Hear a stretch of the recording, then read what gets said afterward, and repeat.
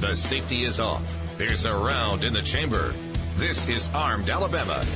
Sponsored by McCoy Outdoor Company, Mobile's hometown full-line outdoor sporting products and gear store. An interactive talk show discussing self-defense, product reviews, shooting tips, safety, and more. Your calls, comments, and texts welcome at 343-0106. Now, here are your hosts, retired judge and certified NRA instructor Rusty Johnston and certified NRA law enforcement instructor Adam Strange. They're gonna pry these guns right out of my hands when they come to take them away. I believe in the rights that my fathers gave me when they signed the Constitution that day. No misguided president or crooked politician with a greasy pocket be spared. When the hard-working man gets tired of your cry, it's gonna rain wrath, beware. Don't tread on me, I'm American free. You're not gonna take it away. I stand up and fight for my freedoms and rights. That's the price you'll have to pay. Don't tread on me, I'm American free. Red-blooded to the core. You ain't ever had a fight in your life like the fight that Judge Rusty Johnston, and welcome to the September 13th edition of Armed Alabama. Any of you old enough, and some of us are plenty old enough, remember on September 12th and 13th, 1979, Hurricane Frederick was passing through Mobile, and the first billion-dollar hurricane that ever hit anywhere, certainly the continental United States, and boy, was it hot, about as hot as it is in this studio right now. But, Frederick has really been lost to a lot of people's memory, and it shouldn't be, because as I've said, the first billion-dollar hurricane, and that was really something. And hurricanes are one of the many reasons we need to remember that firearms are essential to, or one of the many reasons to keep and bear arms, because when public disorder happens, the police, or as Bill Buckley would say, the deputized constabulary aren't always there to call. And while I'm thinking about it, I see people using cell phones. Most people now have in their houses phones that require electricity to run. You plug them in the wall, require electricity.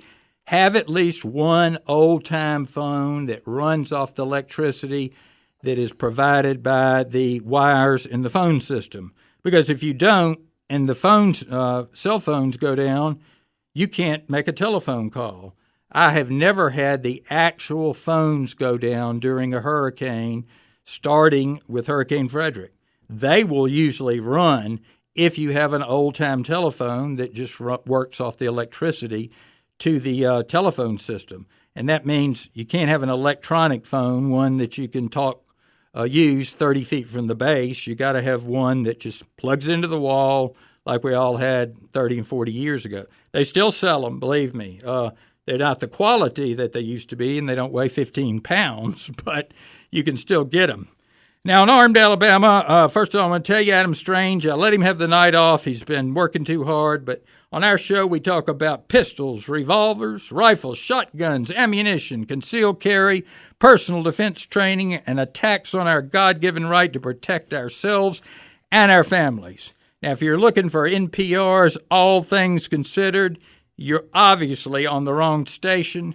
Besides, I think that show closed down at the same time when Pravda did. That was, of course, the Bolshevik propaganda station from the USSR. Now, a warning, there's no PC spoken here, no Marxism, and some of you delicate flowers could be offended because our topic tonight is several. We're going to talk about some gun, not necessarily trivia, but we're going to talk about, one, maintaining your firearms that your grandfather probably didn't teach you. How often do you need to clean your carry gun? Cleaning guns that your carry guns may be different from cleaning your guns that you're just keeping in the safe. What about bullets versus rounds? People use the wrong terminology all the time. Magazines versus clips, calibers versus gauges, firearms nomenclature. We're going to talk about some, not trivia, but we're going to talk about some terms that people get confused on, and I can certainly understand it because experts get confused on that. First thing I want to tell you is you've been following Hillary Clinton. Now, the first thing you're going to say is, why do you all keep talking about Hillary Clinton? Because she's the biggest threat to your right to keep and bear arms that there is in existence right now. I think there's no question about it. I think I'm probably 90% correct. Hillary Clinton has some form of epilepsy. Hillary Clinton had a fall in 2012 with a concussion and a blood clot in her brain. You all may remember, but have forgotten, the Chief Justice, John Roberts, has epilepsy. Epilepsy is not a disease. It's a syndrome that can happen because of a concussion or a high fever as a child, many reasons. But I had a good friend who's deceased now, wouldn't mention it, that his epilepsy wasn't falling on the ground and having what we used to call a grand mal seizure. It was just freezing for 5 or 10 seconds. And then he'd come out of the seizure, that's what it's called, and then he would go on about his business. But Hillary has had too many of these. I think the cough is just a ruse to get everybody following, oh, does she have lung cancer? Does she have whatever? I think a cough actually is the last symptom of lung cancer, just like a headache is the last symptom of a brain tumor. I think she has epilepsy that's not controlled, and at her age, she has probably lost intellectual function.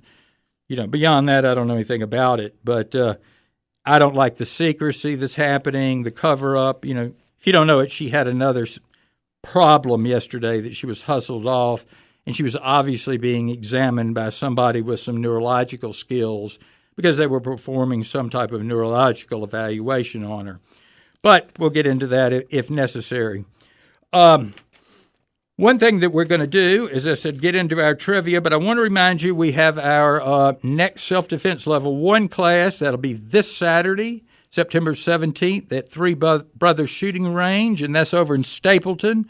The cost is $125. That includes your range fee. If you are interested, email me, thejudge@armedalabama.com, and if you need to bring a bag lunch, you can go to our website, armedalabama.com, and see all this. But basically, it's in 3 phases. We spend the first 2.5 hours talking about legal, where you can and can't carry your firearm, when you can and can't use deadly force, what to do if you're stopped by police, etc., what type of gun is best to use, home hardening. We get into that a little bit. Then we go into techniques for actually carrying a gun, safety, proper grip, how to disassemble your gun. Everybody needs to know how to field strip their gun. I don't mean taking it apart to like the factory made it, but field stripping it. And then we spend about 3 hours, depending on the heat, out on the range. We've got bring Gatorade. I bring plenty of that, so don't worry about that. But what we teach is defending yourself at distances 10 feet or less. That's where most attacks take place. That's the difference between traditional Olympic pistol shooting, as I call it, and gunfighting.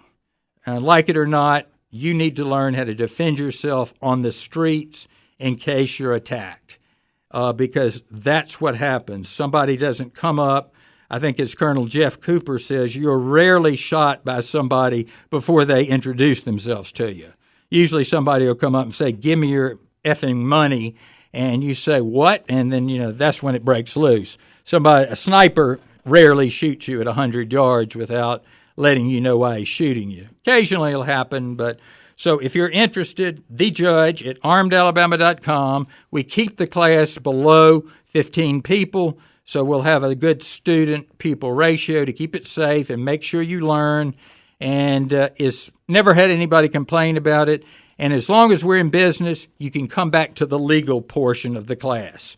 As long as we're in business, you can keep coming back just to the legal portion of the class. So you're really only going to spend 3 hours outside, so don't worry about the heat. Most of the day is spent inside. Now, we'll be taking calls in a few minutes at 343-0106, area code 251. And we're going to step into a break right now. After the break, I'll give us a little more news, and we'll start taking calls. This is the Armed Alabama Show, 251-343-0106. And if you can listen by streaming if you're having bad reception, and that is www.fmtalk1065.com. That is the streaming location, or armedalabama.com radio show, and you can hear it on that. And you can also send your text to 251-343-0106. We'll be back after the break.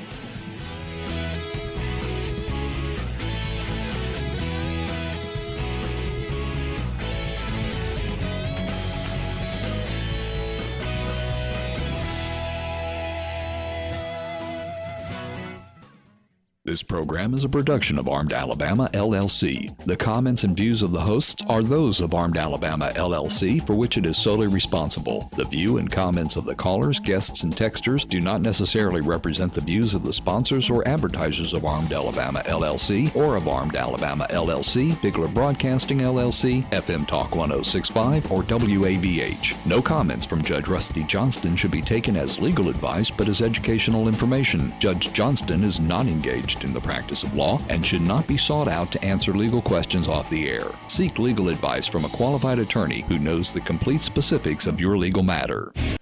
Step up to the firing line. Armed Alabama is back. Questions, comments, and texts at 343-0106.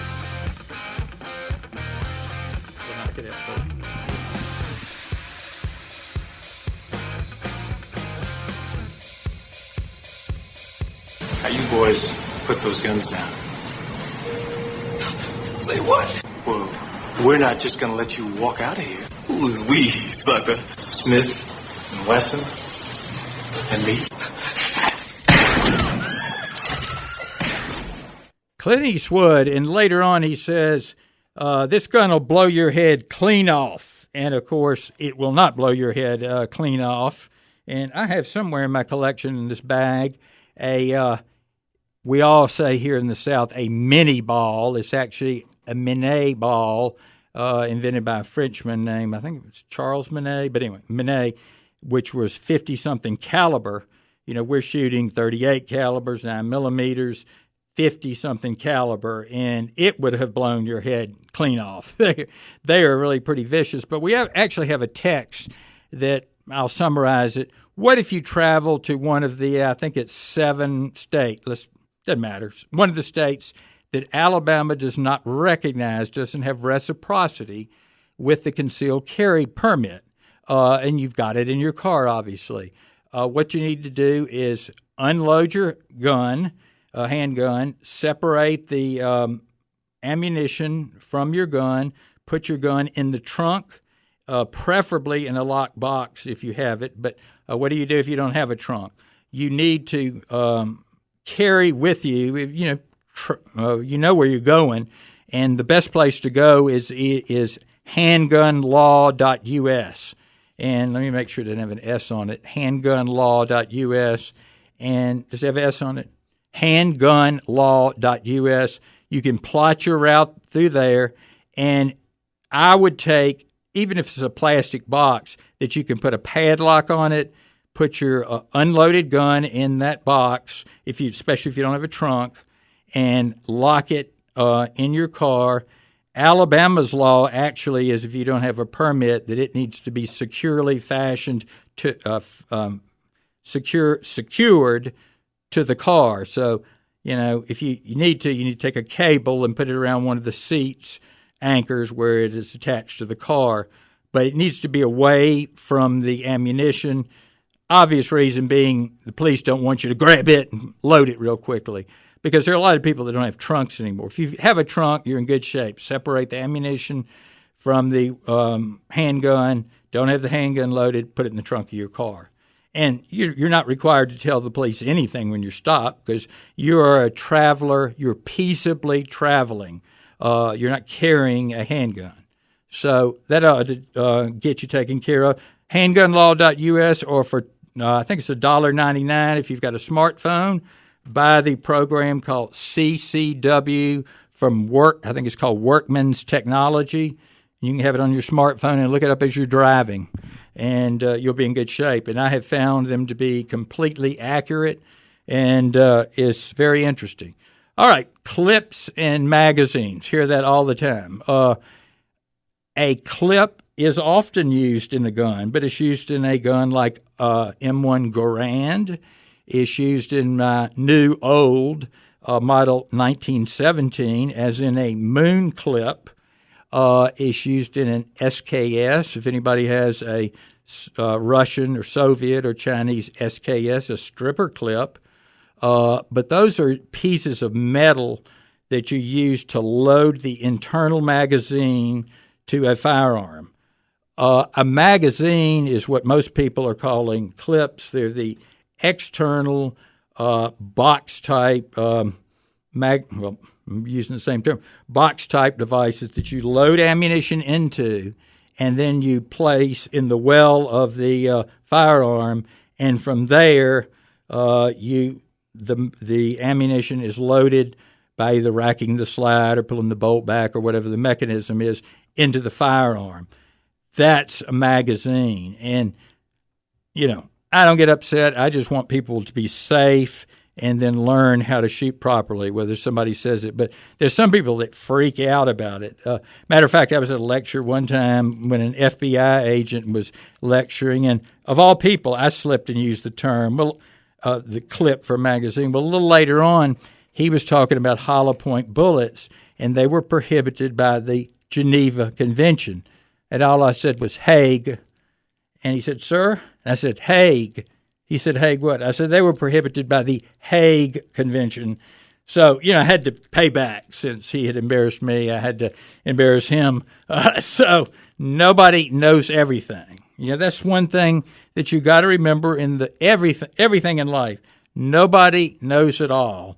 And the wise person is the one that remembers you can always learn something from everyone. And that's in everything, driving, shooting, life. You can always learn something, even from somebody you think is someone that maybe not highly educated. When I was in Springfield hosting the gun show for about a month, I had a meet and greet at a very nice coffee shop. And there was a guy that he seemed a little odd, but, there are all kind of people on this earth.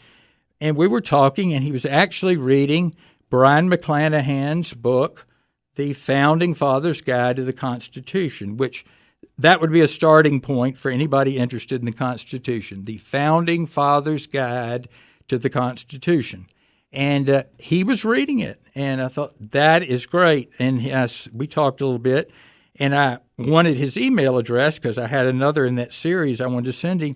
And I thought it was a little odd he didn't have an email address. And I said, where do you work? And he says, well, I work out at the community college. I knew I shouldn't have asked the next question. What do you teach out there? Well, I don't teach. I take out the trash.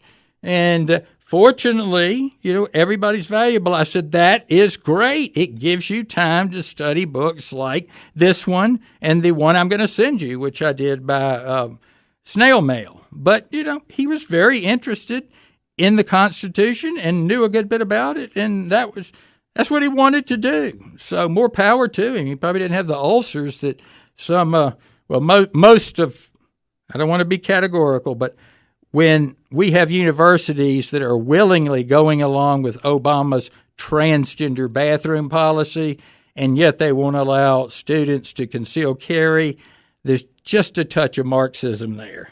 More than a touch.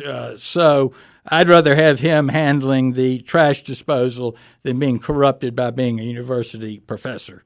So it's gotten bad at some of the universities. Actually, some of the community colleges is where you have the most conservative people now because they've been drummed out of the university union system, and they just can't get in there. And most of them now don't want to get in there.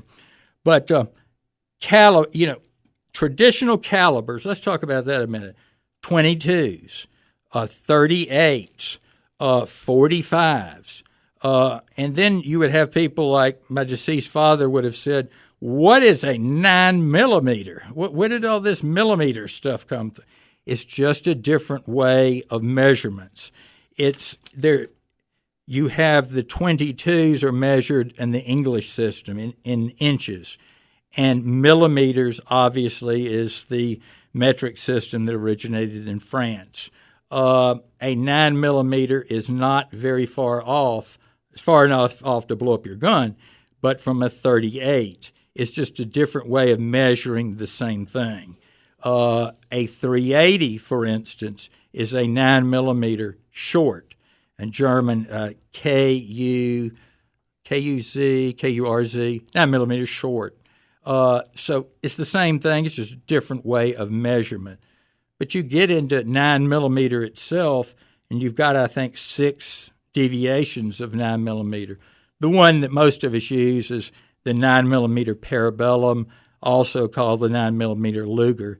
99% of firearms that are using 9 millimeters are using those.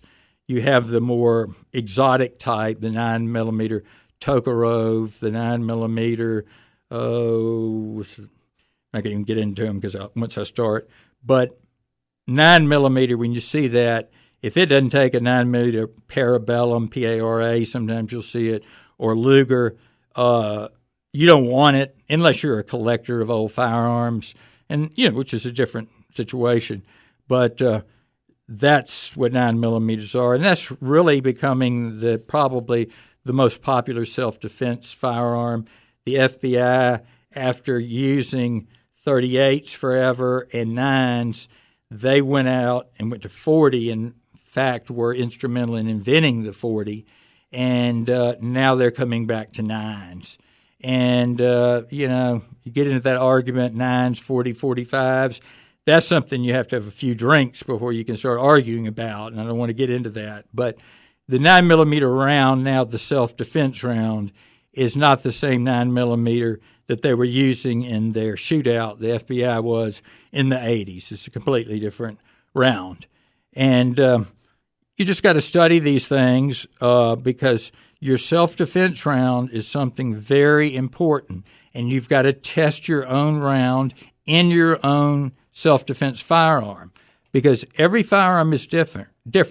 I think I told the story last week about I had always used full metal jackets in my Beretta M9. I had had a case of 9mm Hydra-Shoks. It was an ammunition shortage that summer, so I started using the Hydra-Shoks. Guess what? 1 out of 10 probably hung up in that M9. So they're not being used anymore, but the Hornady Critical Defense goes through fine. I've shot several hundred rounds through there. So remember, our call-in number and text-in number is 251-343-0106. This is Judge Rusty Johnston.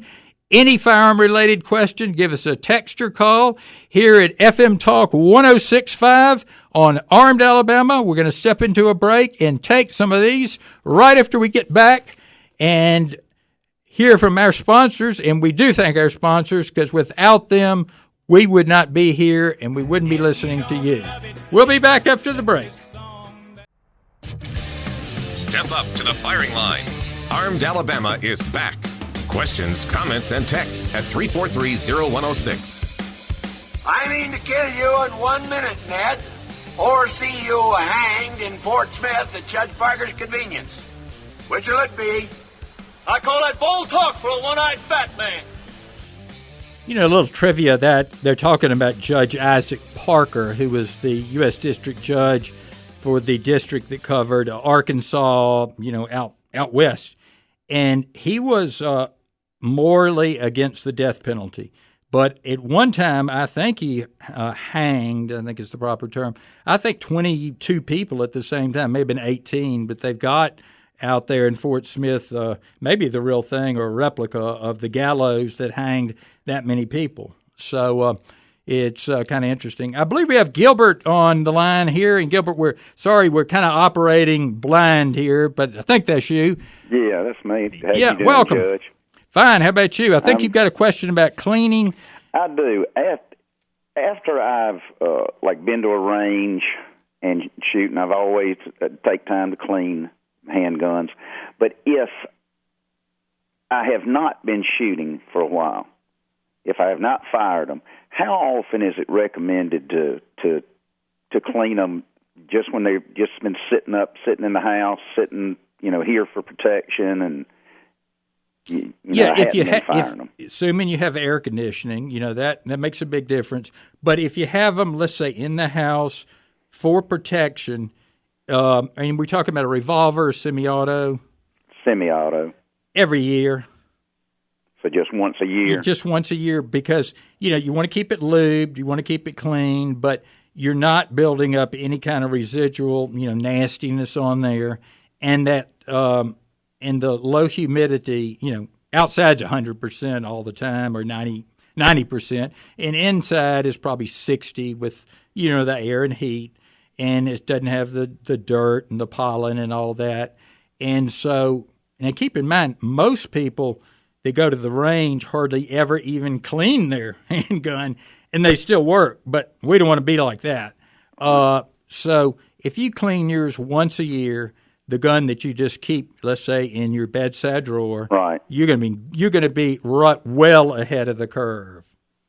All right. Well, I appreciate your show. Yeah. Thank you for calling. Mm-hmm. Another thing to remember too that few people do, and I've mentioned it before, is your magazines in your handguns and rifles. That's not something you have to clean every time you come back from the range, every year, but maybe every 5 years. Think about cleaning those, depending on how much you use it. If you never drop it on the ground, if you go to the range once a year and then fire and put it on a bench, you may never need to clean it. But if you're like us and you're running drills and the magazines, you're dropping out into the sand, what you need to do is very easy, but you need to check with the manufacturer to make sure you know what you're doing. And wear eye protection is disassemble the magazine. And what I do is I run a cloth with rubbing alcohol through there. I don't and I clean the spring and follower and all, but I don't put any lubrication. I would not put any lubrication. If I put any at all, I would put a dry lubrication. Lubrication's only going to attract dirt, grit, etc., and that will clean out any grit that you have in the magazine. But I'm talking about the average person maybe every 5 years or so or longer, somebody that's using it more frequently every few years. But it's something you need to take care of. And another thing is, if you buy a new handgun, don't just go with the 1 or 2 magazines that come with it. I know they're expensive, but first of all, buy a good brand. I'll just tell you, do not buy one called ProMag. I finally got a ProMag magazine to work, and you don't want to hear all the details of how that happened, but I wouldn't trust my life with it. For $10 more, you can get the factory brand, and buy 4 or 5 magazines, maybe 6, because in 10 years they may not make a magazine for your handgun anymore, and you're going to have a $500 handgun that's not going to have a magazine that you can purchase for it, and you may have the springs go out or whatever, and you'll have a really great paperweight on your hand. So $35 a new magazine maybe. Go ahead over, no big rush, but over the next year or two, and buy 4 or 5 magazines for it. All right, I believe we have Freddie on the line. Freddie, are you there from Mobile? Yes. All right. I was listening at the news earlier this week, and over in Syria, they said that there was some ISIS people, 3 of them. One of them had a flamethrower on his back, and he was getting ready to burn some people. And one of our snipers, American sniper, was a mile away and killed him and his 2 cohorts. I was questioning what was he shooting and how fast would that bullet had to travel to go a mile away to strike his target. Well, number one, it's going faster than the speed of sound. We all know that because the lot of the noise when a gun is fired is the bullet breaking the sound barrier. And the bullet, of course, and you know this, but I'm telling for everybody, the bullet is the projectile that comes out of the barrel of the gun. at some of the noise, some of it's the blast, but some of it is the bullet actually breaking the sound barrier. And a mile away, I'd have to do the math, but it would hit his bullet. It would hit. I assume he shot the canister containing the flammable fluid. That was actually pretty good. Actually, hit that canister, but he would have been hit by that bullet before he heard the sound of that gun go off. How about that? But was it like from the pulling of the trigger to the target, 5 seconds? Oh, I would think it'd be a second and a half, probably. Well, that's what I was curious about. Did you hear that report from what happened? It was on the national news that one of our snipers had killed some people, but he was a mile away from the target. Yeah, that was what type of rifle was he using? Do you know? Well, I appreciate that and enjoy listening to the show. Thank you for that. That's real interesting. You know, if you read about some of the snipers, now you go back to like a Carlos Hathcock in Vietnam. He didn't have the laser rangefinders, the wind meters, and all that. And I know at one of his kills, he basically crawled on his belly for a mile or two in order to pick off a North Vietnamese general. And, it doesn't take away from any of the guys today, but, when you've got a laser rangefinder and you've got all this modern equipment and you've got some guns that are really precision made, and you've got a satellite IDing your target, it's just a little different than crawling on your belly through the swamps and picking off a North Vietnamese general, especially knowing that if you were captured, you'd rather be dead. But that's still a pretty good kill. Now, a confirmed kill is where somebody else witnesses it, and I don't think the sniper, Kyle, name escapes me, he supposedly had the longest kill with a .338 Lapua, but I don't think his was confirmed. It was well over a mile, but I don't think there was a witness to it.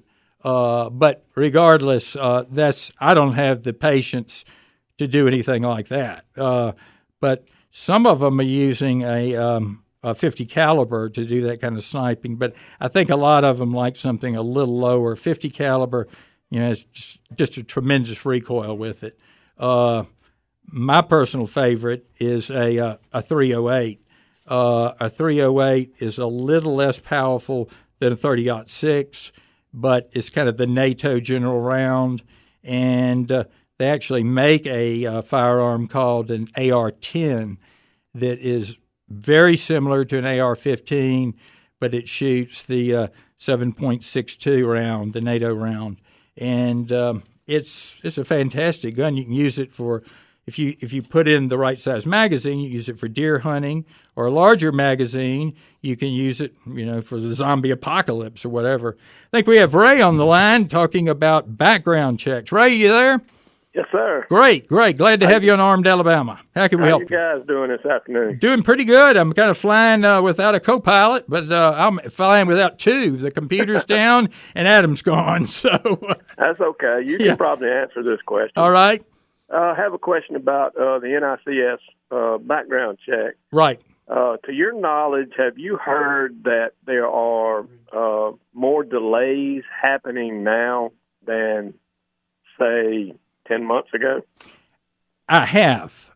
They claim that it's because more purchasers. I don't know if that's true or not, but I know there are more purchasers now. Okay. I took my wife down this past, about a week and a half ago. She was going to purchase her first firearm. Now, I've purchased many firearms and never had a delay. Right. And she goes down to buy her first handgun, and she's immediately put on delay. And 8 days later, wow, there's no proceed on it. So what I did was I just went to another retailer and purchased the gun myself. Well, maybe don't tell us anymore, but I'll tell you what some of the problem is. Sometimes the clerk that calls it in from the store will misspell my name, Johnston. I have to stop half of them because they'll call it in as Johnson. And, or they'll make listen to them and make sure they're calling in the correct name. Well, and I thought maybe that was what was happening, but the retailer where the gun was going to be purchased did not make a call. It was all on a computer. That's interesting. Okay. So my point is that when I went to purchase the gun myself, I just gave them my concealed carry permit. They have that option, and they just moved me right through 5 minutes. That's what I was going to tell you. Your wife ought to go get a concealed carry permit. That was going to be my next question. Right. But most of those denials are false. Concealed carry. I mean, isn't that just local? Concealed carry permit. It's county. It's statewide, and the retailer has the option of going with it. And he can still call it in, but he's got the option of going with it. But most of those, I think it's 80% of those denials or screw-ups are false. There's nothing wrong with them. And I guarantee you is some odd spelling or her name is close to some. There's a snafu along the way. Just get her concealed carry and go to a retailer that takes that instead. That's what I do. Thank you very much. Yeah. You answered my question. Yeah, sure. Sorry you had that experience. But that's the government. We shouldn't even have to do that. That's right. Yeah. Like I said, I've never been delayed or. Got to hit a break here. Thank you for calling us, and we'll be back after the break. 251-343-0106. Give us a call on Armed Alabama.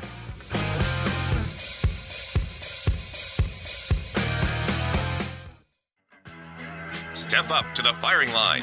Armed Alabama is back. Questions, comments, and texts at 343-0106.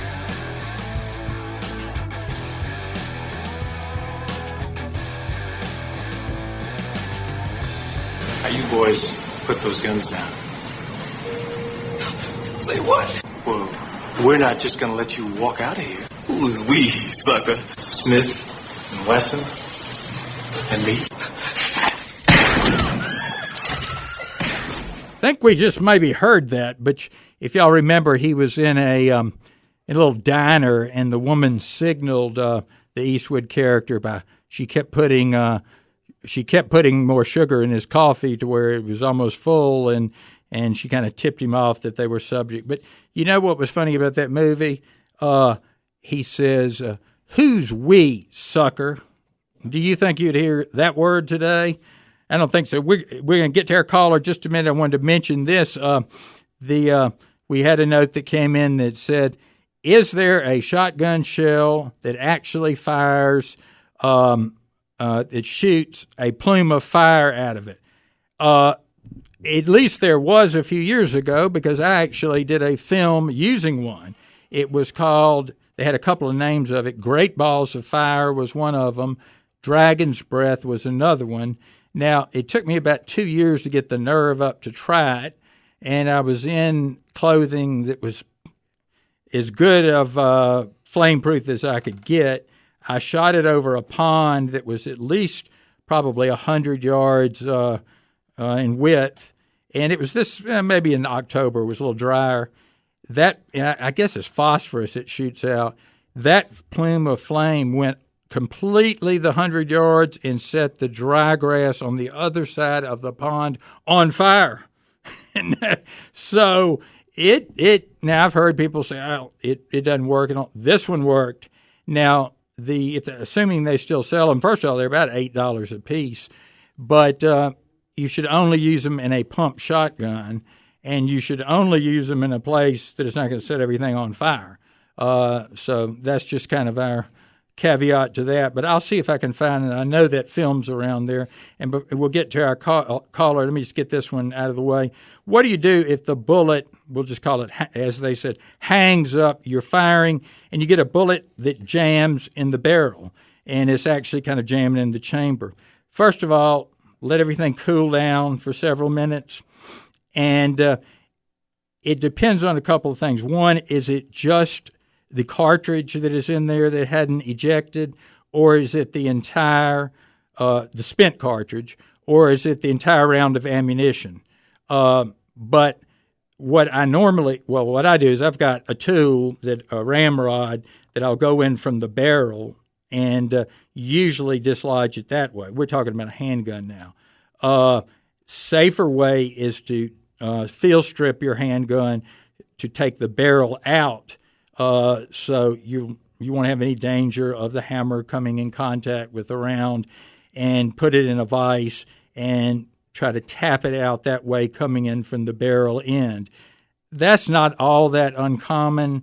It probably has something to do with the ejector or the feed ramp or whatever. You'll see that occasionally, and you'll see about 10 people gathered around the shooter offering their opinion about how to get it out. But those things happen. Usually, when you have problems, always try a different magazine to see if that's the trouble. All right, let's take our caller because he wants to talk about the sniper, and I'm interested because I didn't see that story. Caller? Yes. Inform me a little more about the sniper. I understand it was a British sniper. Yeah, it was actually a British sniper that did it, and he was using a Barrett 50 cal. Wow. Okay. And from what I remember, back when I was in the military, back in the late 80s, early 90s, if the one of the reasons why he would have shot the tank for the flamethrower versus shooting the individual is, I can't remember if it was the Geneva Convention or the Hague Convention, but one of them, that caliber of a bullet cannot be used on personnel. But you can shoot any of the equipment that a personnel may have. Well, and you know that do it that way. It could be. Of course, we follow all the rules, and the Hague Convention, which it probably is, it doesn't even apply because the terrorist in ISIS, let's say, they are not a party to the Hague Convention. So when they're not a party, the rules don't apply. But, I just figured most of those so-called flamethrowers you wear on your back, you shoot a man in the chest with a 50 caliber, guess where it's going? It's going to the tank on his back pretty quick. Right, it's going to go through. Right. So how far was the shot? Do you know? From the article that I read, it said it was a little over a mile. Yeah. And I've seen several shows with some of the prior military snipers that have gone in and gone to sat there with other people about those kind of weapons. And one of them sat down with one, had never shot one before in his life, sat down and knocked off steel targets at 1.5 miles, and just turned around and looked and said, "This is one amazing machine." Wow. So I've never had the opportunity to get one when I was in the military. They didn't have anything like that at the time. So I would love to go out and shoot one, but I would too. I don't want to acquire another expensive hobby. Well, and it's $5+ a shot. Yeah. It's definitely an expensive hobby to have one of those. No kidding. So anyway, thank you for your call. I really appreciate that information. All righty. Thank you. Thank you. All right. We have Jim in Stapleton. Go, Jim. Jim, are you there? Yes, sir. I'm here. Can you hear me? Yeah. I see. Oh, okay, great. Squirrel hunter, huh? I had you on mute there. I'm sorry. That's all right. I just have a question. I was looking to get some ammo, 22 caliber, and I was looking at they had the long range or the short and the long, and my gun, I have two different types that use that. And the guy that showed me something, all he had at the time, the 22 was some type of bullet. He said it was for shooting squirrel and rats in the 22. Yeah, it's kind of a shot, like a shotgun. Like a bunch of little BBs in it. Yeah. Okay. And I was just curious, would that gun or that bullet be strong enough in self-defense in a 22 caliber handgun, if I had that in that gun to shoot somebody 2 or 3 times if I had to with a 22, or would that not be enough? If you shot him in the face, they came up to your car window and you shot him in the face, it's not going to kill him, but it's probably going to dissuade him, depending on what your goal is. I gotcha. You know, the best self-defense gun and ammo is the one that you will carry all the time. And if that's the gun that you like and it's your size, and you're not going to carry anything else because something else is too big, not to your liking, then go with it, you know. But I tell you, I would buy CCI ammo. That's the best 22 there is. It's twice as expensive, but if your life's going to depend on it, that's the kind I'd buy. Okay. Now, a 22 caliber normal round, if you will, the short round without that, squirrel type stuff, would that be sufficient? I know it's probably not. Well, you say short, it's still ammo to shoot somebody. It's still long rifle though. 22 long rifle. Listen, more people have been killed with 22 long rifle than probably any other round. Of course, more people have been shot with it. That's what almost killed President Reagan. It's what killed Bobby Kennedy. It's shot placement, you know. The book says don't go with any. Can you put a long in a handgun, or is that just for a rifle? No, you can put a long in a handgun as long as it's chambered for 22 long, and most of them are. Oh, okay. I was confused about that. Yeah, make sure it's chambered. In fact, it's hard to get anything other than 22 long rifle anymore. There used to be 22 shorts and all this. But if you have problems getting your 22 semi-automatic pistol working, it won't eject properly, try the CCI mini mags long rifles. They got more power to them. And, you're only going to spend an hour outside, so spend a little more on the ammo, and those will work in it. They have solved every problem I've ever had. Okay. Have you ever shot the other one I mentioned first, the one that's for squirrels and stuff? Yeah. In fact, I killed a lot of rats with them one time. And they work then. Yeah. I've never even seen them before. It's almost like a shotgun shell in the sense of a... I'm up against break, but I'll tell you this. Some manufacturers will say don't use them in their firearm. I've never seen a problem. I mean, if you used them constantly, I think there would be a problem. But, using them half a dozen times, it's not going to be a problem. Okay. All right. Well, thank you for calling. Thank you, all right. We're going to have to step into a break. Give us a call here, 343-0106. Armed Alabama. We'll be right back. The safety is off. There's a round in the chamber. This is Armed Alabama. Sponsored by McCoy Outdoor Company, Mobile's hometown full-line outdoor sporting products and gear store. An interactive talk show discussing self-defense, product reviews, shooting tips, safety, and more. Your calls, comments, and texts welcome at 343-0106. Now, here are your hosts, retired judge and certified NRA instructor Rusty Johnston and certified NRA law enforcement instructor Adam Strange. They're gonna pry these guns right out of my hands when they come to take them away. I believe in the rights that my fathers gave me when they signed the Constitution that day. No misguided president or crooked politician with a greasy pocket be spared. When the hard-working man gets tired of your cry, it's gonna rain wrath, beware. Don't tread on me, I'm American free. You're not gonna take it away. I stand up to fight for my freedoms and rights. That's the price you'll have to pay. Don't tread on me, I'm American free. Red-blooded to the core. You ain't ever had a fight in your life like the fight that you're itching for.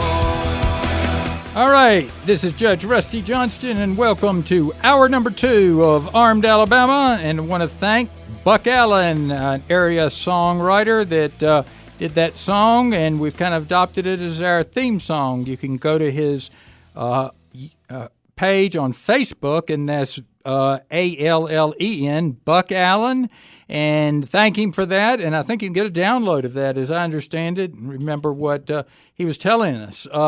We have on the phone David, who has a question about maybe a carry gun for his daughter, as I recall. David, you there? Yes, I am, Judge. Thanks for taking my call. Oh, sure. I apologize that I didn't get a a chance to listen to the first part of the show, but I heard the advertisement about this the gun show. I mean, the safety show that you're getting ready to put on. Right. And I just purchased a gun for my wife and my daughter. Okay. Both of them. It was a .38 revolver. Okay. I really don't know that much about it, but I heard the advertisement. This is only the second time I've been able to listen to your show, and I really like what I've heard.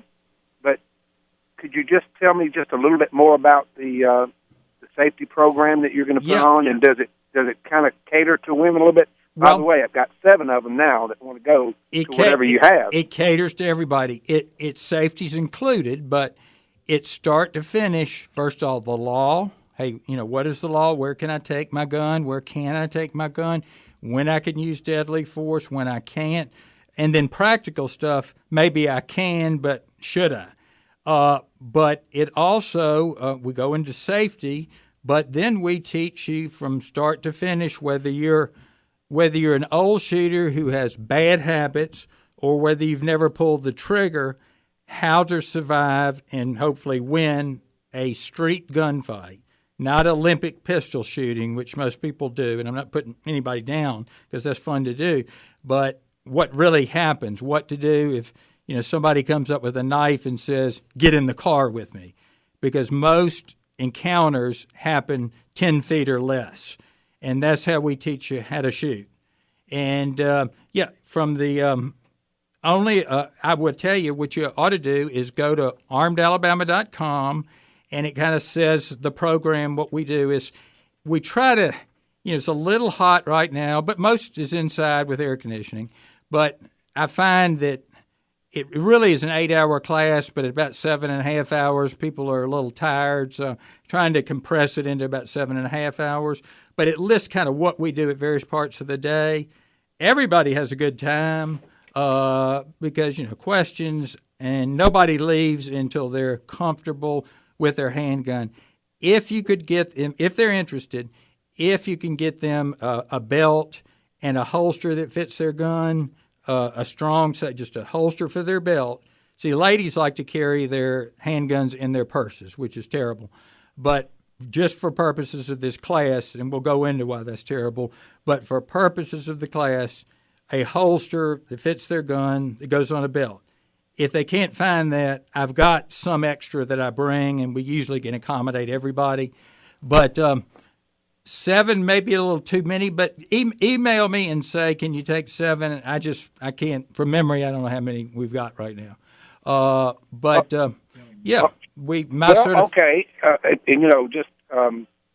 I think it's going to be 3 moms and 4 daughters. I mean, we can probably take everybody, but I don't, in my mind, know how many we've got right now.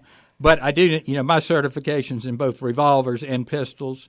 So, listen, we can teach them how to do it, and they will be so much more confident after they take this class. Well, that's why I want to do it. Where do you do this? It is over at Three Brothers Shooting Range. Where in the world? It's in Stapleton.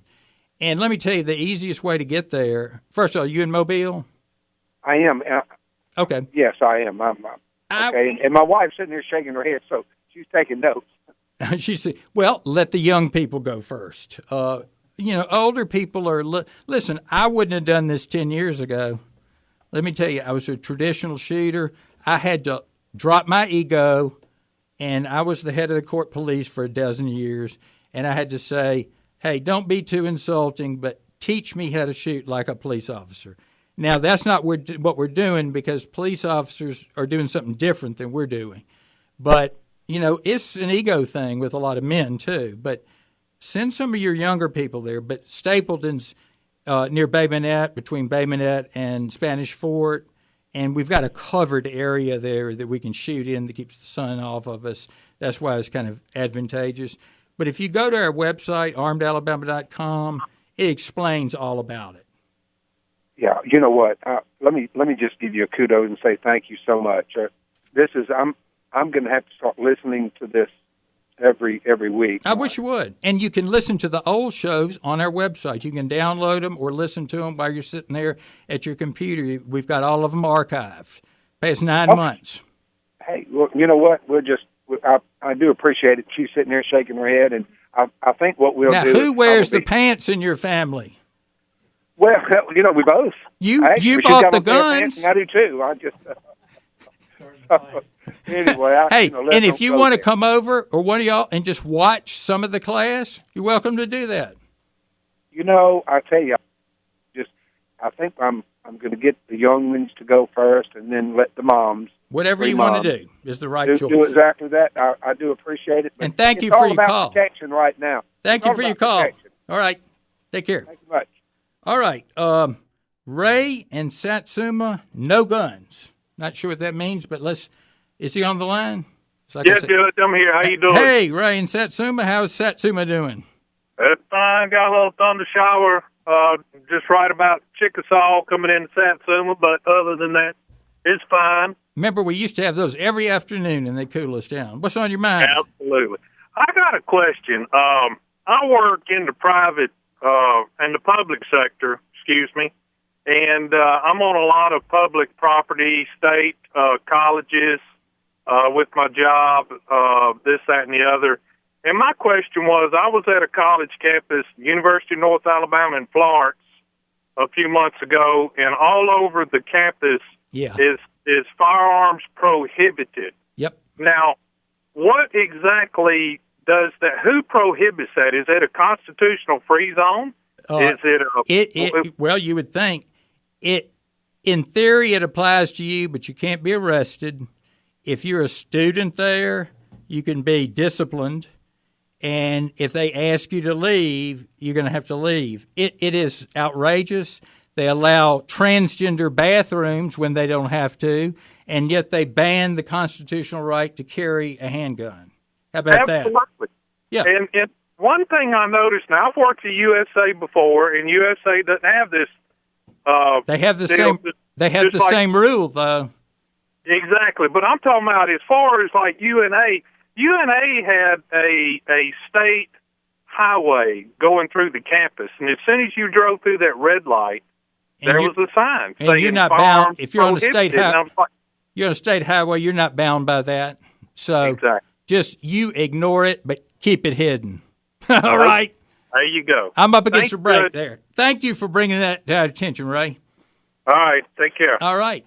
It's amazing. Like I say, they don't have to allow it, but they're allowing men in women's clothes to go into little girls' bathrooms, and yet you can't exercise your Second Amendment constitutional right. Amazing. We'll be back after the break with more of Armed Alabama.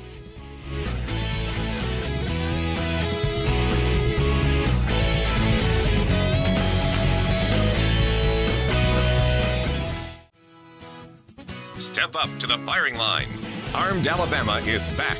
Questions, comments, and texts at 343-0106. Survival kit contents check. In them you'll find 145 caliber automatic, 2 boxes of ammunition, 4 days concentrated emergency rations, 1 drug issue containing antibiotics, morphine, vitamin pills, pep pills, sleeping pills, tranquilizer pills, 1 miniature combination Russian phrase book and Bible, $100 in rubles, $100 in gold, 9 packs of chewing gum, 1 issue of prophylactics, 3 lipsticks, 3 pair of nylon stockings. Welcome back to Armed Alabama, and we're trying, as they would say, a beta test. If any of you have access to or on Facebook, and I know a bunch of you are, because when I tune in Facebook at midnight and post something, I've got 15 people saying they saw me. If you're on Facebook, they need to go to the Armed Alabama page. It should pop up right on. If you're, I guess, friends of like Armed Alabama, whatever, you should be able to see us here at the studio live. And that'd be kind of interesting because I'm going to show you some things if you'll do that. So go to the Armed Alabama FM Talk 106.5 feed that should be on your page if you've already liked the our page. And if you go to your news feed, you should see us in the studio right now. and my face is red because it's about 98 degrees in here. They claim they have automatic air conditioning that shuts it off at 5, but I don't believe them. But what I want to show you, if you've got enough of you listening or watching, and we've got my technocrat Chase here. Is there anyone watching us yet? Let me look. And McCoy's Outdoors, who's one of our sponsors, is one of the, I think the only place, but few places in town that sells the Mace pepper spray gun. And there's some people, obviously, if you're underage or if you're scared of firearms or whatever the situation is, the next best thing is probably pepper spray. And the reason I'm calling it a Mace pepper spray gun is the old company Mace brand that used to make mace, which was tear gas. And Mace makes this gun, and it takes either a water canister, and I'm actually not going to demonstrate it in here because I don't want to get the cameras wet. You've got a practice canister, this water that you see in one hand here, and you've got a red canister, this red hot pepper spray. You put that in, and this will shoot then 20 feet, either water or the pepper spray. And for anybody that needs protection, you can wear it in a holster. That's the best place to put it, not in a purse or not buried somewhere in your car. And if someone accosts you or is threatening you, don't buy the people that tell you mace or pepper spray won't stop somebody. You squirt this in their face, and you've probably got 8 3-second bursts of this. And it'll go 20 feet, but certainly 15 because you've got different atmospheric conditions. You squirt it in their face, they're going to go down.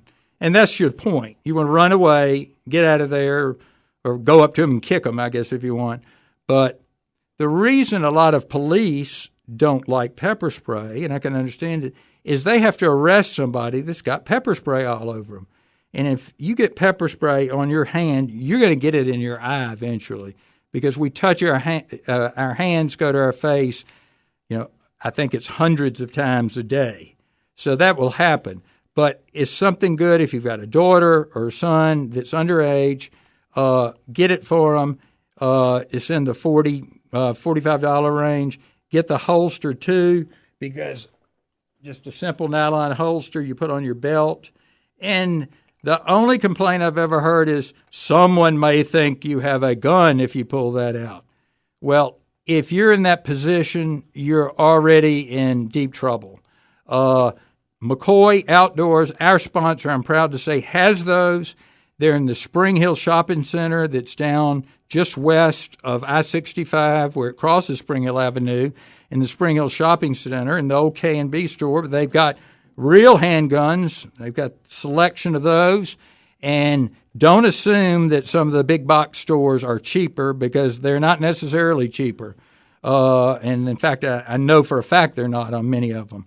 Check out McCoy's first and check out the Mace pepper spray gun because it's a good alternative if you don't want to carry a handgun or you can't. I don't want to say it. Everybody's got a relative who may have, a domestic violence conviction and can't carry a handgun. But some people, like me, I had that in my car too. There may just be a drunk bothering me. I don't want to shoot him, and I'm probably not legally allowed to.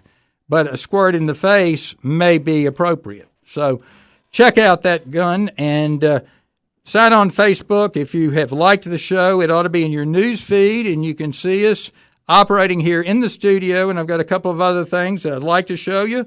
If you can get a video of this, it'll really improve your experience. Chase, you can read some of those. We've got some text here. And while he's getting to them, I'll show you another product.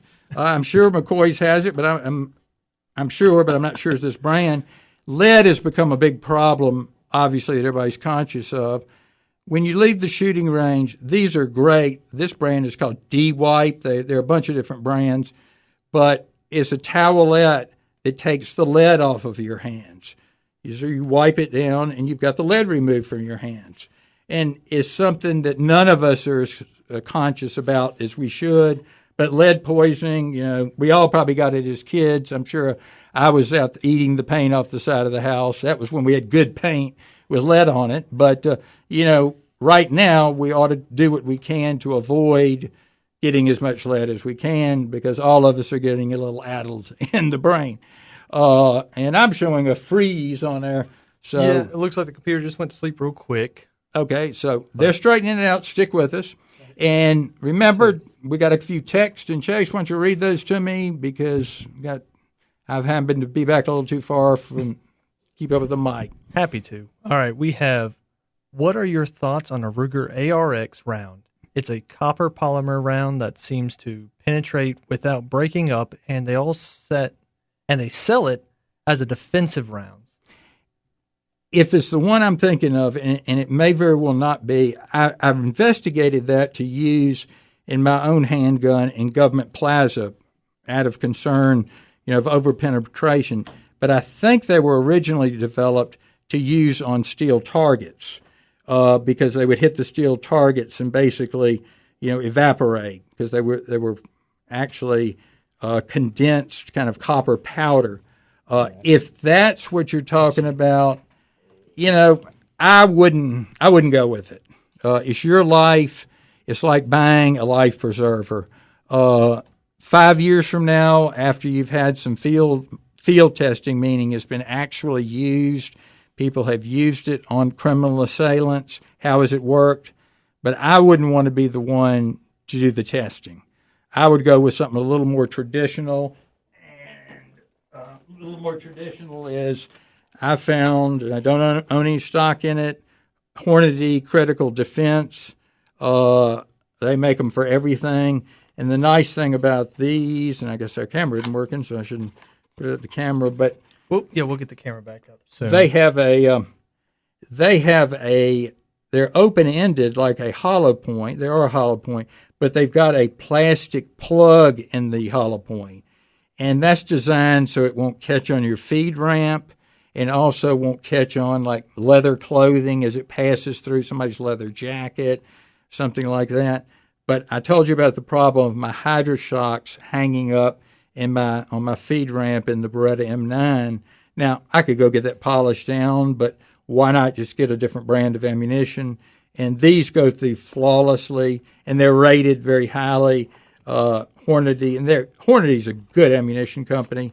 But like I say, 9mm box of these is probably, $12 for 25 rounds. You need to shoot 50 rounds through there at least to make sure it's functioning properly. And run them through there first because they may not have worked. They do work very well, and I've never heard of a problem with them. But the FBI's penetration test called for 18 inches of penetration. I think they overdo it because they want a round to be able to go into the side and penetrate so far, and that's from their Miami shootout. I don't know that 12 or 14 inches isn't good enough, but, who am I? So what's your next text? Well, we have, I think that leads right in greatly. It says, how often should one unload and change clips to relax the clip spring? All right. Well, the first answer is never, because we don't ever use clips in our handguns. So that's your answer, but I know what you want. Your magazine. So how long should we wait for the magazine spring? Yep. There are two schools of thought, and Adam and I can have a different opinion. The school of thought that I follow is they are made so well they do not acquire memory. And I've had magazines loaded for years that do not seem to acquire memory. But to be on the safe side, rotate them 9 months to a year, have one loaded or have two loaded, and then after 9 months to a year, unload it and let it rest. But I don't think the springs that have been made, at least since 2000, they're just different than the old ones. Ones that were made in the 30s, 40s, yeah, you got to be careful with them. I just don't think you need to anymore. So... All right. Well, see if we can't squeeze this one in real quick. Where in the U.S. Constitution does it say that you must pass a background check to purchase a firearm? I thought the Second Amendment states that the right of the people to keep and bear arms shall not be infringed. That's a great question. We're up against a break, but I want to address that because it comes up a lot, and we'll do it after the break. We've got time for more calls, text, questions, opinions, whatever. 251-343-0106. My geeks have let the Facebook page free, so ignore that. Call in at that number and ask us a question. Step up to the firing line. Armed Alabama is back. Questions, comments, and texts at 343-0106.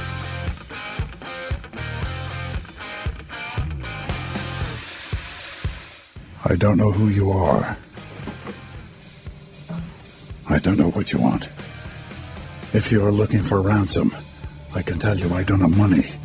But what I do have are a very particular set of skills. Skills I've acquired over a very long career. Skills that make me a nightmare for people like you. If you let my daughter go now, that'll be the end of it. I will not look for you. I will not pursue you. But if you don't, I will look for you. I will find you. And I will kill you. Good luck. Liam Nielsen and what was it, Missing? Taken. I wouldn't want him after me. We had a text that came, or it was text that came in that said, Second Amendment says, well, let's remember the Second Amendment, first of all, never applied to, didn't have anything to do with any of us until 2010 or 12. It was Alabama's state constitution, the Georgia state constitution. Alabama's constitution says the right of the people to bear arms, I think it's bear arms in defense of themselves and the state, shall not be infringed or shall not, something to that effect. It's not the same wording. The Second Amendment was only, and it wasn't held to be this until 2000, well, it was only a check on the federal government. And you had that right anyway. But the question was, it doesn't say anything about background checks. I'll give you my answer, and then I'll give you the lawyer answer, since I'm both. Yeah, you're right. It doesn't. It is a restraint on your natural, inalienable right that Blackstone had as one of his 10 fundamental rights of Englishmen, and it is a restraint on that. What the courts, who have taken more power pursuant to starting with the Judiciary Act of 1789, the federal courts have held that as long as the restriction on a constitutional right is reasonable and is reasonably related to a compelling government interest, they can put those reasonable restrictions on. Well, what are reasonable restrictions on other rights? Free speech. This isn't really the standard anymore, but let me use it. You can't go into a theater, it didn't say crowded theater, a theater and shout fire. That's illegal to do that because it would cause a panic and people would be hurt. I can't take a national security secret and publish it in the newspaper. They can stop me from doing that. If I call an accountant, that by trade, honesty has to go with being an accountant, I can't call him a thief without any repercussions on that. So what the law as made by the Supreme Court is, as long as the restrictions are reasonable, they're allowed to put them on. But my contention is the federal courts shouldn't have anything to do with it because the Constitution didn't give the federal courts even jurisdiction over any of this. The Congress did. The Judiciary Act, Section 25, Judiciary Act of 1789, first gave the federal courts gave the Supreme Court appellate jurisdiction from the highest court of every state to hear cases. Then in the Removal Act of 1876, 75 or 76, it gave the U.S. district courts the right to hear cases or controversies involving the laws or Constitution of the United States. The state courts heard all of those before that, and on and on. Congress could end all that by repealing those various acts, and we'd be back to where the founders wanted the nation to be. It'd be pretty simple to do that. We don't need a constitutional amendment. Then you wouldn't have, if Massachusetts wants to have men in dresses using little girls' bathrooms, they could do that. If Alabama doesn't, we can have it the way we want it. We wouldn't. The founders never wanted a one-size-fits-all laws, court decisions for the entire nation. Massachusetts had an official state church that they taxed people for up until the 1820s. That wasn't prohibited by the Massachusetts Constitution, and the U.S. Constitution's First Amendment didn't apply to Massachusetts. But it's through this misreading of the 14th Amendment that they have applied the Bill of Rights to the states. That's how it's come about. All right, we have Walt in Summerdale. Walt, you're on the line. How are you? I'm great. My question on the Second Amendment goes back to about a month ago when Terry McAuliffe, either in Virginia or West Virginia, I can't remember where he's the governor at. Yeah, he's in Virginia, but you'd think he was from a coal mine in West Virginia or something. Yeah. But yeah. Well, all right, he pardoned all those prisoners and gave them voting rights. I don't remember how that turned out because I know there was some pushback. But yeah, right. Right. Do they get their Second Amendment rights back? And I will hang up and let y'all discuss. Okay. The way most states handle those is they can restore the right to vote. They normally withhold the right to carry a firearm. That doesn't normally go with the restoration of civil rights. They kind of hold that back on you and make you be an extraordinary good prior felon to do that. Obviously, he was doing that in order to get Madam Clinton a few more votes, if I can be that cynical, that they would vote for her. But yet, normally, if you're a felon, and it's fairly easy to get your right to vote restored in the state of Alabama, for instance. Getting your right to carry a firearm is much harder. And isn't that, which is more important? I think having a right to vote is probably more dangerous than carrying a firearm. Now, let me read a text real quick that I've got here. Kind of relates to that.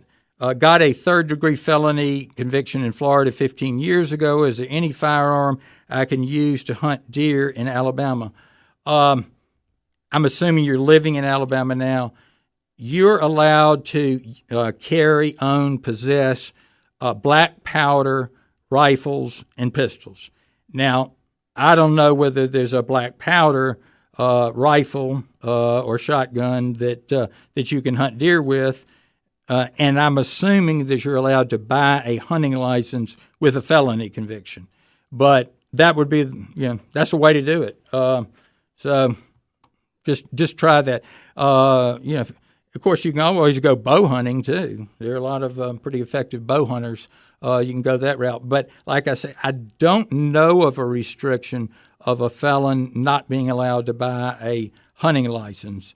But there could be. I'm just not familiar enough with that. Now, just while we got a little lull here, and then we can take more of your calls and questions, but I do want to thank our sponsors. We couldn't be on the air without them. We've got McCoy Outdoors. See them for all your sporting good needs. I've mentioned a lot of things that I don't know whether they have or not, but check with them first. Grayson's Air Conditioning. They don't do just air conditioning. They do heating, too, and people are bad. I'm one of them. Wait till the first cold snap of the season comes to check and see if their electric heater or gas furnace is working. Don't wait till then. Call Grayson's right now. We've got David Palmer. We've got David at Palmer's Toyota. I'm having a blank spell. David's last name, and nobody give me a key. What? David Parnell. At Palmer's Toyota. I'm sorry, David, but he's one of the few honest car dealers, both places, David and Palmer's Toyota, but somebody that I would trust. And, I don't like to buy new cars. We've got Foster's Chiropractic, and, he can help if you've got a back problem, and get it diagnosed. You want to make sure you don't have a broken back first, but most people just have chronic back pain from overstress, overuse, or whatever. See him before you start having to take all kind of drugs, operations, and all that kind of stuff that can really get to you. We've got Mamoon Siddiq that we're still working with, and he was with us from the start. And if I've left anybody out, I apologize, but they're our core. We could use one or two more because we're just losing not much money, but a little, and we can absorb that. But if we had one or two more, we've got a great audience here. You can tell by the phone calls. They're not the same people every week. So if you've got a business out there and you want to either just help out this type program or you want to get some new customers, the Judge at armedalabama.com. The rates are incredibly competitive, and we'll take you on. Now, Nancy is on the line from Theodore. Nancy. Hi, how are you? Fine. How about you? I'm doing fine. I'm new to the area, and I wondered if there were any indoor shooting ranges around. You're in Theodore, so there is. It's called Roberts, I think Shooting Rack, or Roberts anyway. Okay. And he's on Old Shell Road, almost to, I think it's almost to Schillinger's Road. All right. And it's right in that area. It's Roberts, and he's an indoor range. There's one, I was going to say, in Baldwin County, too, Gold Mine, but you're closer over here. And, on those hot days or rainy days, that's really nice.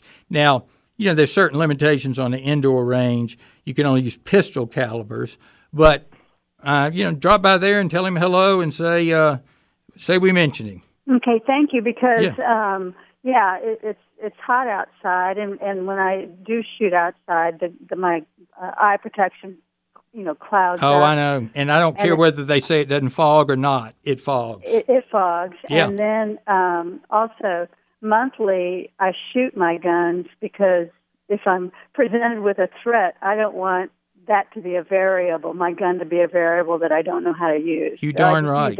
Yeah, stop by there. Thank you for calling. All right. Thank you. All right. That's a good point. That's one thing nice about a 9mm carbine. You can shoot it at indoor ranges, and something to consider. I've been to some really fancy ones in Houston, Texas. Of course, they got a lot of money in Houston, Texas. Mr. Producer, did you give me a time where we bumping up against a break? All right. Call us or text us, and we'll be right back after the break. This is Armed Alabama.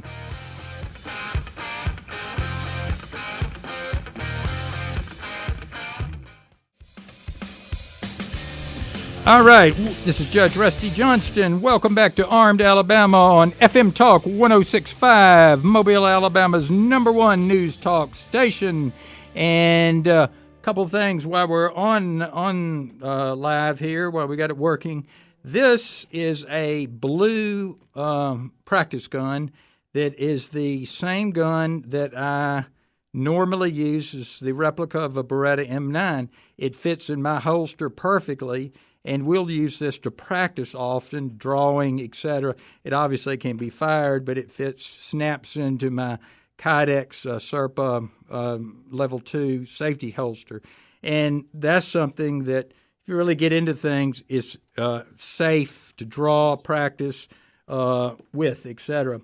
Let me just mention one book that everybody should read is The Gift of Fear. I'll put it maybe over here, Chase, is better. The Gift of Fear by Gavin DeBeeker, I think the name is.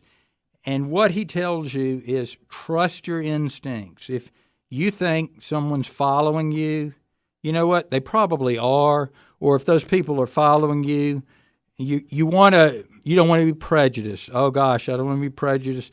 Those people are probably up to something. That you have those senses that we were raised with, or we evolved with, or were given by God.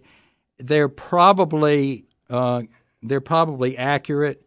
And he's been on all the the TV talk shows and all that. Didn't make him an expert. He's an expert for other reasons. But pay attention to that inner self. because it could save your life.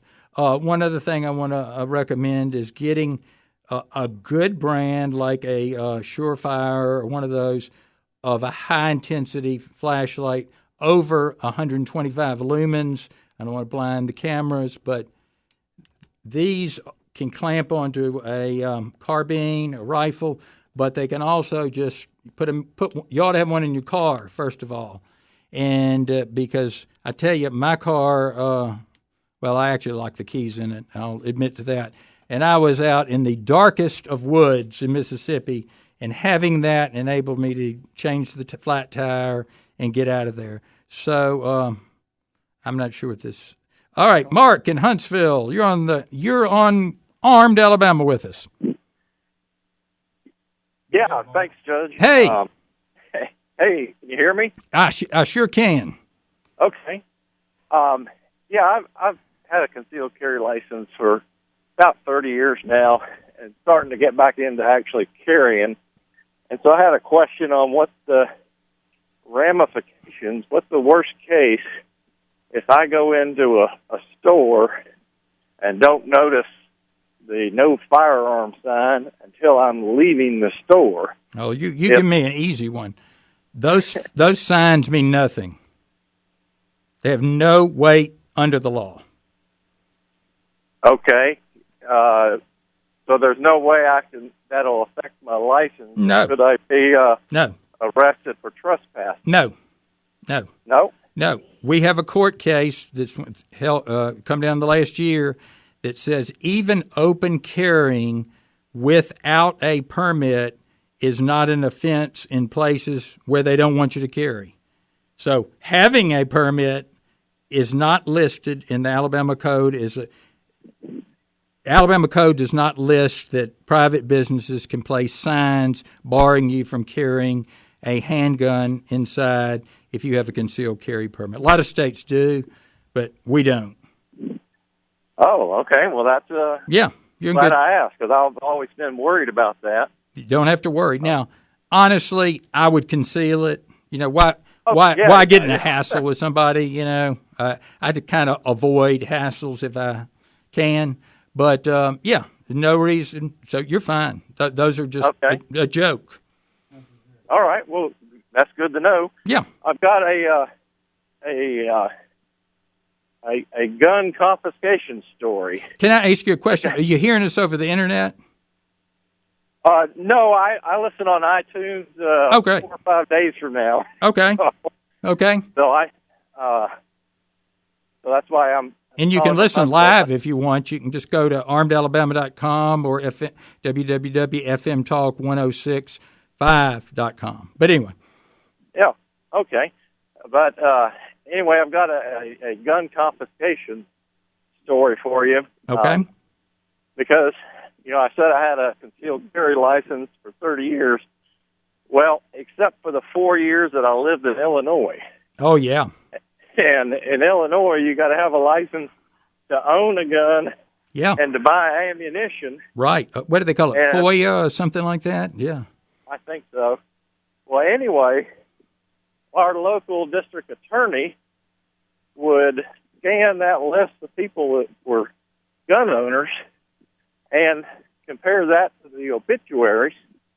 And if somebody was on that list, died, he'd send the police to their house. My gosh. If the wife didn't have a license, and they'd confiscate the whole gun collection. Of course, you know, the answer to that is he got rid of that a long time ago. Yeah. But who can think about that at a time of grief? That is outrageous. Right. We're kind of winding down. Thank you so much. And like I said, go to the website so you can listen live. Thank you. Parker in Mobile. We've got to make it quick, but got a question about Kevlar, right? Yes, sir. I was, and I know this kind of sounds funny, but what kind of round would penetrate Kevlar and body armor? I know there's many bad guys wearing Kevlar and body armor now. There are good guys. Yeah, they're right. Well, that's really not true, but let's just kind of go with your question. It's first of all, I've got some. It's hot, so you'd have to. I rarely wear it. It's very hot. But they're rated 2. I think 2A is rated for 9mm. You got to, in order to stop, let's say, a .357 Magnum, I think you've got to get to 3. You're not going to stop a rifle unless you get to the ceramic or steel plates, and then you've got 15 pounds of weight on you. But you can go to the National Institutes of Justice, and they have them all rated about what they'll stop. It's not a bad thing if you got extra money to have it in your safe room, but if you're for everyday wear, it's hard to wear anything heavier than a 2A, which is rated for 38s and 9mm, and it's still very hot, and it makes it look like you've been eating steroids for the past 5 years because it makes you look bulked up. Okay. Well, thank you for the answer, and I love your show. Thank you so much for calling in. All right. Thank you. Bye-bye. All right. Now, we got anybody hanging on? All right. Next week, we've got a treat for us. We have got Stacy Bright, who is one of my colleagues from The Gun Show with Matt Canovey on KSGF in Springfield, and she is the head of the Southwest Missouri Well-Armed Women, I guess, chapter. That is a national organization that has chapters everywhere that teaches women. They get together and how to dress properly so they can carry their handguns and have access to them. It's women and guns, women issues, because men are not very good on telling women how to dress, how to, anything to do with guns. We can teach them how to shoot, but after that, when we start giving those kind of suggestions, there's just kind of a wall that develops. It's just not good. So we desperately need to get a group like that started. So if you've got a wife that's kind of halfway interested in these type things, make them listen next week. I think Stacy's coming on at 6:30, and hopefully we'll be able to keep her on the show. She's also a firearms instructor, and she's great to listen to, has a lot of knowledge. So that is next week. We'll talk about other things, too, because she's more knowledgeable than I am. But she's with me every week on The Gun Show. Once again, I want to thank our sponsors. I want to thank our producer, Charlie Moss. I want to thank our techno geeks here, my son Sidney Johnston, Chase Webster. And hopefully we'll get a little better with the Facebook. And then when we're going to have a couple of live guests in here, we'll be able to show you some products and do some reviews. We talked about the CCI mini mags earlier. That's what they look like. Those will not fail you in a .22 pistol. Those are always 22 long rifles. So if you're shooting squirrels, that's the ones to go to. Next week, join us. Remember to go to Facebook. Remember to go to YouTube and to our webpage itself, where we're adding new things every day. We will join you next week, same time, same bat channel, same bat time on Armed Alabama. See you next week.